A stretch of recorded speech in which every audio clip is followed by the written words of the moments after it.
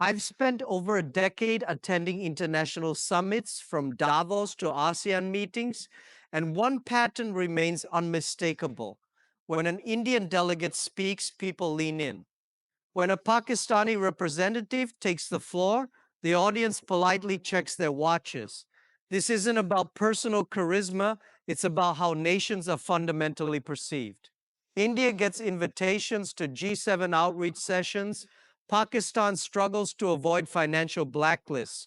Why? Let's examine the hard truths. The 1947 partition created two siblings with identical starting points. Today, India's GDP, $3.7 trillion, is nearly 10 times Pakistan's $340 billion. This divergence didn't happen overnight. It's the result of 7 decades of choices. India's growth engine, the digital revolution. Walk through Bangalore's tech parks, and you'll understand why Apple manufactures iPhones here while Pakistan imports Chinese mobiles. TCS alone earns more revenue than Pakistan's entire IT exports. Global back office to global innovator, India now files more patents annually, 45,000 Pakistan has in its history. Investment magnet, Google's $10 billion India Digitization Fund versus Pakistan's negative FDI in 2023. Pakistan's economic freefall, the IMF addiction, 23 bailouts since 1958, the most of any country. Each loan comes with conditions that shrink Pakistan's sovereignty. Export collapse, while India sells software and vaccines globally, Pakistan's biggest export is still textiles, competing with Bangladesh and Vietnam. Debt trap diplomacy, the China-Pakistan Economic Corridor, CPEC, has turned into a predatory loan scheme. Pakistan now owes China over $30 billion for infrastructure that benefits Beijing more than Islamabad. Karachi's port struggles with chronic congestion when it's not being used to smuggle Afghan heroin. India's democratic resilience, around 75 years of unbroken democracy, despite emergencies and communal riots, no military coup. The 2024 elections, with 640 million voters, will be the planet's largest democratic exercise. Institutional strength. The Election Commission's autonomy is globally admired. When India's Supreme Court ruled against the government on privacy rights, the order was enforced. Pakistan's military shadow state, Ranta, the general's playground. Since 1947, Pakistan has spent 33 years under direct military rule. Even during civilian governments, Ranta, the ISI chief, reportedly chairs cabinet meetings. Army controls nuclear policy, Afghanistan relations, and key economic assets.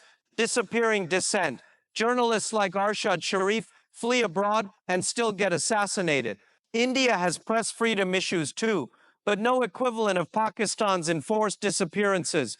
While Indian soldiers fought under elected leadership, Pakistan's Prime Minister Nawaz Sharif found out about the war on CNN. His own military had launched the operation without informing him.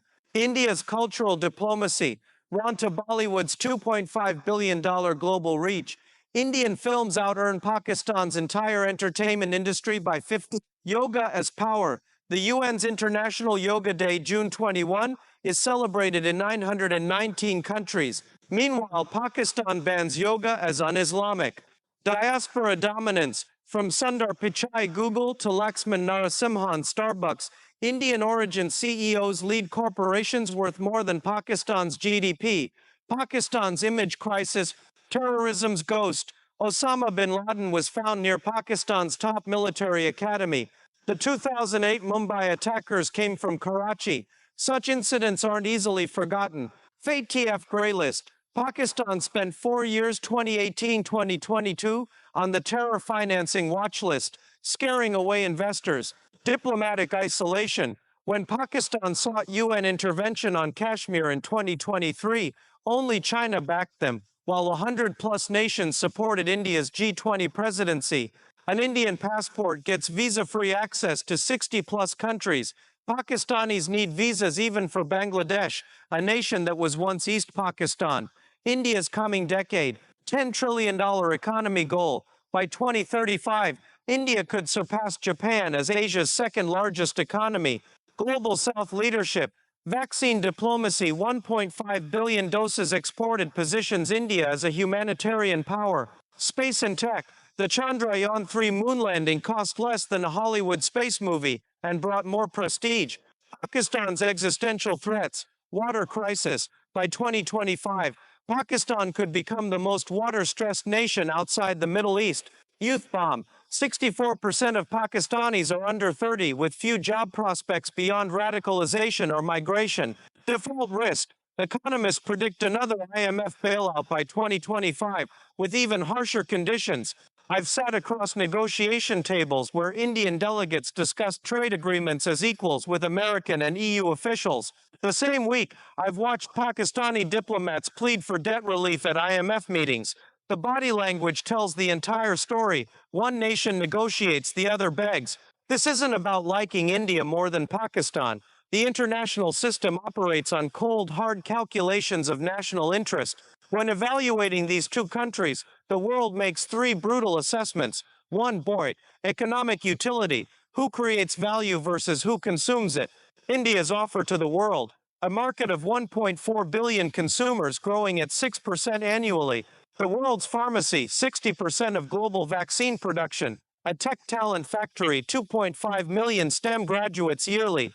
Pakistan's reality, a population of 240 million that scares investors more than it attracts them.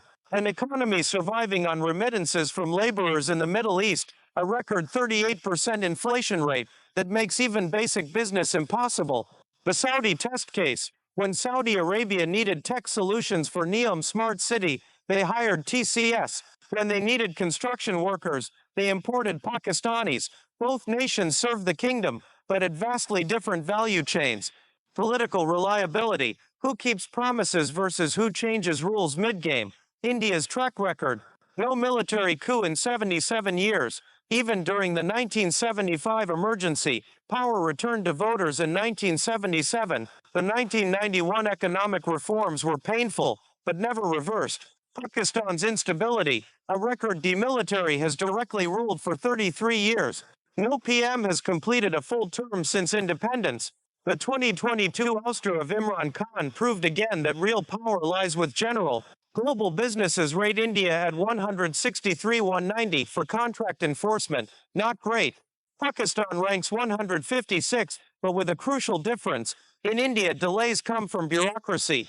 In Pakistan, they come from sudden regime changes. 3. Cultural capital. Who inspires versus who raises red flags? India's soft power trifecta. Hollywood. Larger global reach than Hollywood and Africa CIS nations. Cuisine. Indian restaurants outnumber McDonald's in the UK. Pakistan's image deficit. Google searches for Pakistan auto-suggest economic crisis, terrorism, default. The only cultural export with comparable reach. Sufi music is deliberately downplayed for being too Hindu-influenced. Visa applications from Pakistan face extreme scrutiny worldwide. In Heathrow or JFK, you'll find runner, Indian authors, Rushdie, Roy, Adiga, Nobel Booker winners, Pakistani authors, mostly political exposes about military rule. India's youth, runner, 65% under 35 creating unicorns like Zepto, 15-minute delivery. 1.5 million study abroad annually, mostly in STEM programs. Pakistan's youth, runner, 60% under 30, with 31% unemployment. Brain drain focuses on low-skilled labor, UAE construction sites. Likely UN Security Council permanent member. Predicted to have 710 cities in the global top 50 financial centers. Space program aiming for manned Mars mission. Pakistan's peril. Runner. Risk of balkanization. Baloch and Pashtun separatist movements. Potential water wars with India over Indus River. Debt slavery to China.